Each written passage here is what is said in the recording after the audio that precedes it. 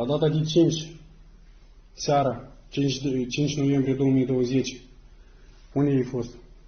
La avion de la aeroport. Cu ce scop ați filmat filmulețul dat? Cu scop de amintire, băieții se aflau pe aripa avionului, eu mă aflam jos în copac.